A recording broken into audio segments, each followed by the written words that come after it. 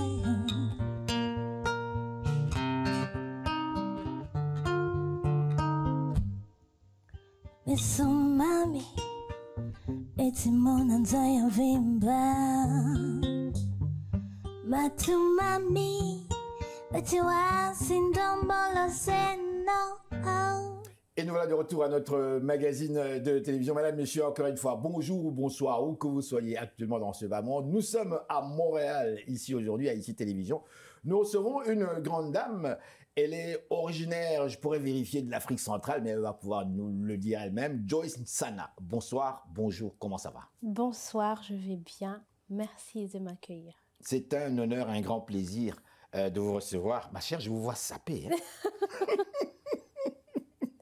C'est la nature congolaise. Les Ivoiriens diraient « Hé, maman, canon !» Merci. Comment ça va? Ça va bien.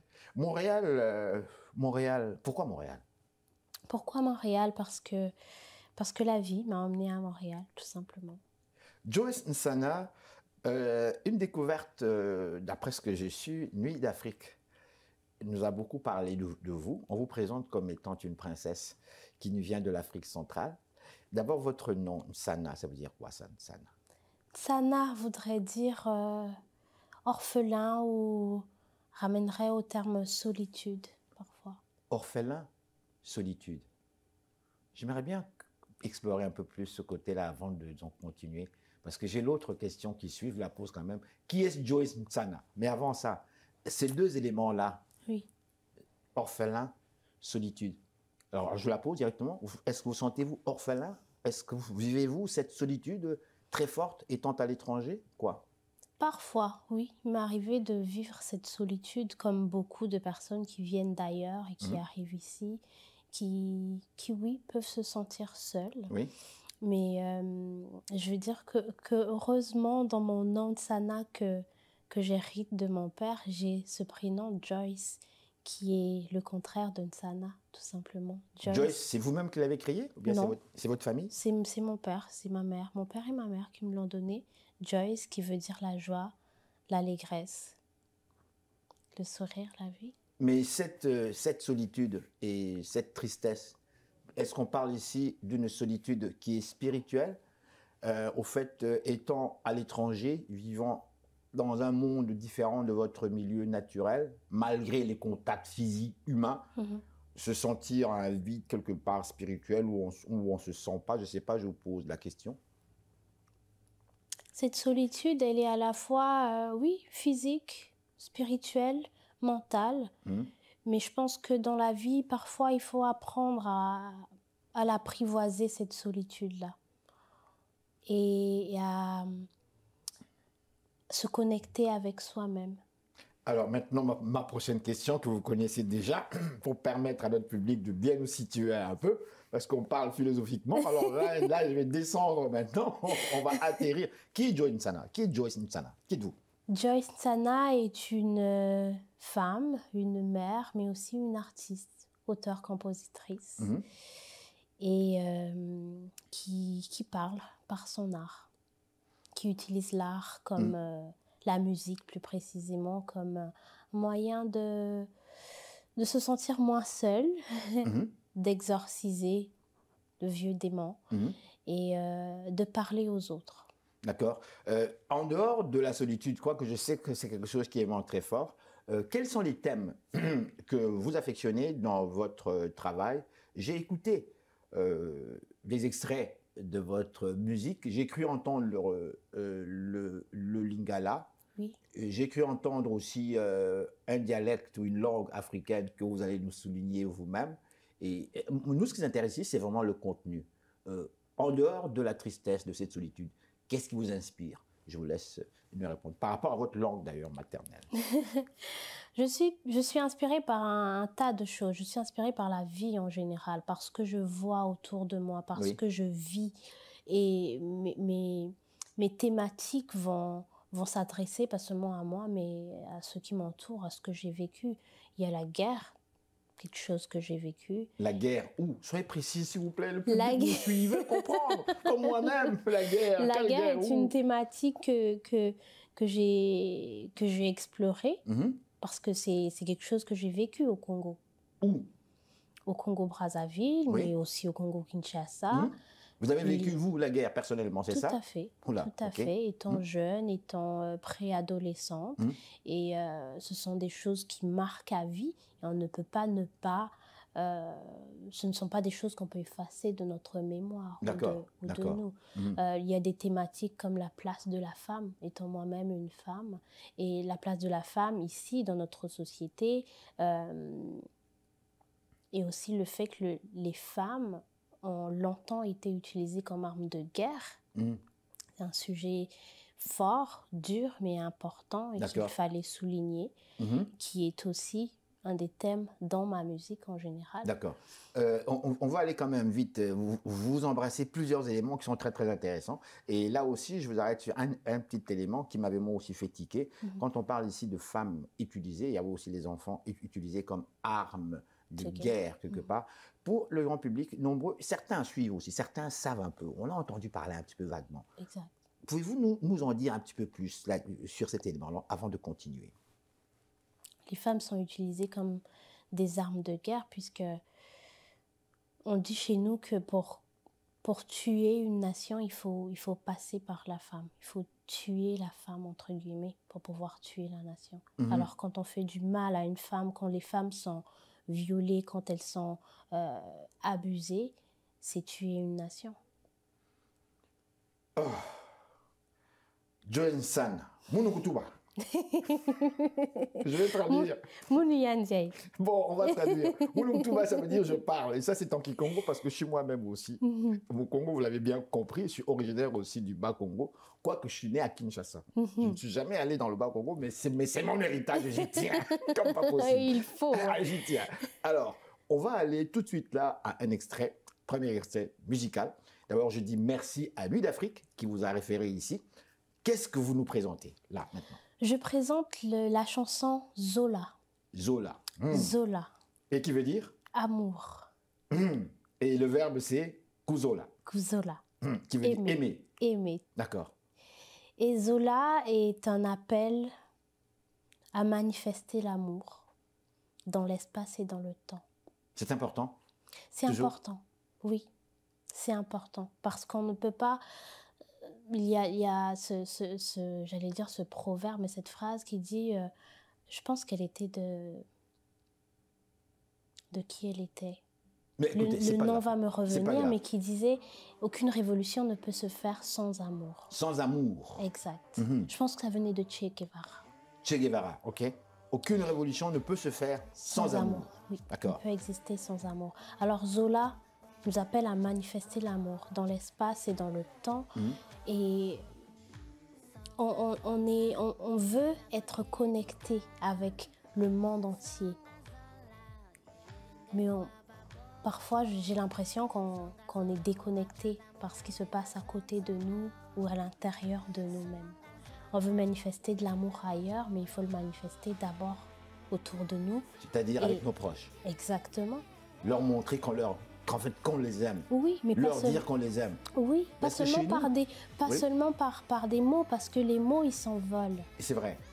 C'est Mais les par des actions. gestes. Exact, les actions qui comptent. Chez nous, on ne dit pas je t'aime tous J'allais les vous jours. poser donc- cette question-là. Non. C'était ma prochaine question. Et c'était Non, même, je chez ne nous, me est-ce qu'on dit je t'aime? Non, je ne Imagine me quand tu te lèves rappelle le pas. matin, tu dis à ta mère, maman, tu sais que je t'aime. Non, je ne me rappelle pas que mes Ou parents papa, m'aient tu sais que je dit t'aime. non. Peut-être maintenant à plus de 30 ans, oui. Mais étant jeune, non. L'amour se manifeste par des actions, par leur façon de nous élever, par leur façon de prendre soin de nous, par leur façon de nous parler, c'est les gestes qui comptent avant les mots. On y va avec Zola. Zola qui veut dire amour. Oui.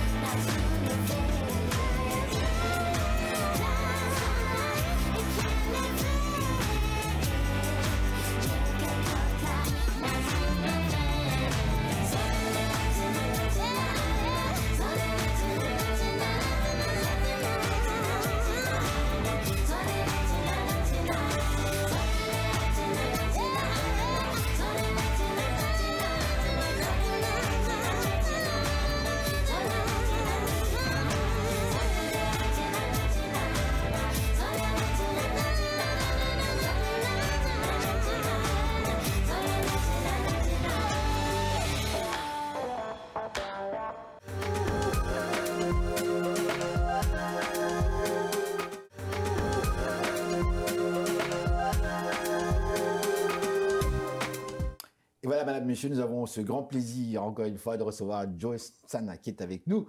Aujourd'hui, on est à Montréal. On vient de visionner Zola, qui veut dire amour.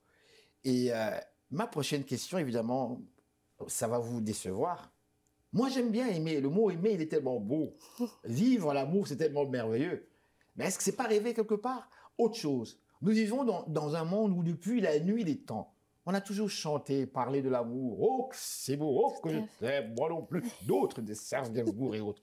Mais bon Dieu, quand on regarde maintenant notre réalité, Oui. regardons cette réalité, on regarde, vous avez parlé de nos proches, on voit des crises dans les familles, on voit des femmes assassinées, des hommes qui sont comme perdus un peu. Pourtant, ils aiment leurs enfants, ils aiment leurs femmes, on ne sait plus comment se comporter. Ben, on regarde l'Afrique, on regarde le continent, on se tue entre nous.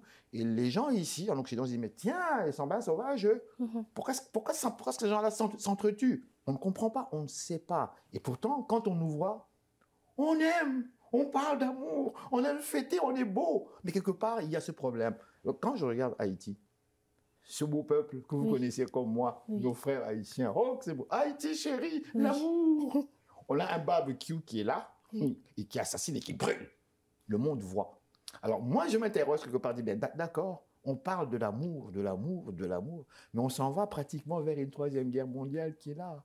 On parle de l'amour. Alors, je me dis, mais comment est-ce que l'humain n'associe pas justement cette parole aux actions? Si on s'aime réellement, est-ce qu'on ne devrait pas changer ça, vivre autrement?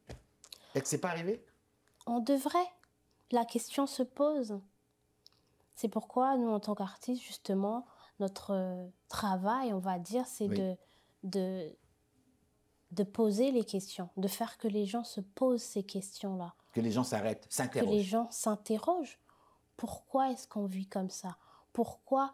C'est quoi l'amour? Comment on définit l'amour et comment est-ce qu'on manifeste l'amour les uns pour les autres? Est-ce que c'est en envoyant 50 messages à une personne? Est-ce que c'est en lui envoyant des fleurs? Est-ce que c'est en criant au monde entier? Ou est-ce que c'est en s'arrêtant à un moment pour dire bonjour? Est-ce que c'est en faisant un sourire à quelqu'un? Est-ce que c'est tout simplement en pensant à la personne, en faisant 5 minutes de marche pour aller voir une personne? Est-ce que c'est ça l'amour? Joyce Nsana, dites-moi, qu'est-ce que vous en emmenez ici au Québec? Vous parlez tellement avec autant d'amour, autant de passion comme tel. Vous êtes une personne aimante. Vous aimez les êtres humains, vous, on le sent comme tel. Qu'est-ce que vous en emmenez ici? J'aime dire la vie, mais je dirais plus précisément les études. Les études. Vous étiez venu étudier ici. Exact. Étudier en quoi? Étudier en psychologie à l'enfance. En petite enfance. D'ailleurs, je suis aussi éducatrice en petite enfance. Et on sent par votre voix, vous avez cette manière de parler là. Hein? C'est absolument... Mais dites-moi, comment est-ce qu'une Africaine quitte l'Afrique pour venir faire des études en psychologie de l'enfance? Qu'est-ce qui vous a initié à cela? Est-ce parce que vous avez senti qu'il y avait des problèmes chez nous et dans ces pays que l'on ne comprenait pas, que la branche psychologique était absolument difficile à cerner, mais chez nous, on parle aussi de sorcellerie. Et moi, j'ai toujours relié la sorcellerie quelque part un petit peu avec la psychologie quelque part. Enfin, je vais vous laisser continuer. C'est vrai qu'il y a ce besoin-là qu'on ne peut pas nier chez nous. Quel besoin? Ce besoin de travailler, de comprendre la petite enfance avec d'autres outils. Il y a vraiment ce besoin de comprendre les enfants? Oui, surtout les enfants qui ont des besoins particuliers. Et selon vous, on ne les comprend pas? On les comprend, mais il y a aussi ce phénomène d'enfants sorciers, d'enfants retrouvés à la rue. Enfants sorciers, enfants retrouvés dans la rue. Enfants sorciers, est-ce que c'est vraiment sérieux? Comment relier enfants et sorcellerie? Enfin, je parle physiquement. Peut-être que ceux qui réfléchissent spirituellement voient les choses différemment. Mais oui. Comment relier enfants à sorcellerie? Et pour les Occidentaux qui nous regardent là, ils sont nombreux là, sorcellerie, sincèrement, est-ce que c'est sérieux? Est-ce que c'est sérieux? En tout cas, pour nous, là d'où on vient, c'est sérieux. C'est sérieux? Oui. Oui. Oui. Là d'où on vient, c'est sérieux. Le mysticisme, tout ce qui est spirituel, ce qu'on ne voit pas avec l'œil, comme ça, c'est sérieux. Ça existe. Ça existe. Vrai. Donc on n'a pas besoin de microscope là, pousser pour sentir. Chez nous les voyons. Mais au-delà de ce qu'on ne voit pas, il y a des choses qu'on peut voir. Et je pense qu'il faut s'arrêter sur ça aussi. Il y a des choses qu'on peut voir. On peut voir la maltraitance. On peut voir le besoin d'un enfant. On peut voir qu'il y a des enfants qui sont différents, qui ne fonctionnent pas comme d'autres. qui seront des adultes différents, qui ne fonctionneront pas comme les autres adultes. On peut voir le besoin de certaines personnes depuis la petite enfance et jusqu'à l'âge adulte qui auront besoin d'aide, qui auront besoin d'outils un peu plus que d'autres, d'accompagnement pour se développer. Et je pense que c'est ce que j'ai aimé en psychologie à l'enfance. Non, c'est très intéressant. Mais dites-moi, vous qui êtes aujourd'hui, qui avez une formation quand même assez poussée dans ce domaine-là, quand même 3 ans, c'est ça, 3 ans de bac, 4 ans. C'est ça. Donc vous avez quand même un contenu quand même très très intéressant. Maintenant que vous avez ce contenu-là, lorsque vous analysez justement le phénomène, et là je reviens sur les enfants sorciers, parce que moi-même ça me fait tellement mal, y compris aussi les albinos, impensable, incroyable, bref. Mais les enfants sorciers, vous qui avez cette formation, qui avez ce regard-là, je dirais pratiquement scientifique, avec des outils de méthodologie et autres, lorsque vous parlez de ce concept-là, enfants sorciers, d'abord, est-ce qu'aujourd'hui, croyez-vous réellement qu'il existe des enfants sorciers chez nous? Ou bien c'est parce que l'incompréhension de ce que vous venez de nous dire, l'enfant qui fonctionne différemment, qui n'a pas la même façon, qui ne parle pas comme les autres, tout ça, on dit « Ah, ben voilà !» Parce qu'on ne comprend pas, on dit que l'enfant est sorcier. Est-ce que le voyez-vous comme ça ou bien vous croyez réellement qu'il y a un phénomène d'enfants sorciers dans les pays africains et non pas en Occident? Je ne pense pas qu'il y a un phénomène d'enfants sorciers. Je crois en tout ce qui est spirituel, ce qu'on ne voit pas. Ah, vous croyez réellement? Oui, moi j'y crois. Parce que vous avez des preuves, c'est ça? Écoutez, je viens d'une famille où mon père est pasteur. Donc très croyant. Donc très croyante sur ce qui est physique, mais aussi spirituel, des choses qu'on ne voit. Dieu, Jésus et tout. Exactement. Ok, oui. Mais je crois aussi que des enfants qui ont tout simplement des besoins particuliers, qui soient différents, qui ont un retard dans leur développement, ça existe. Ben oui, bien sûr, oui.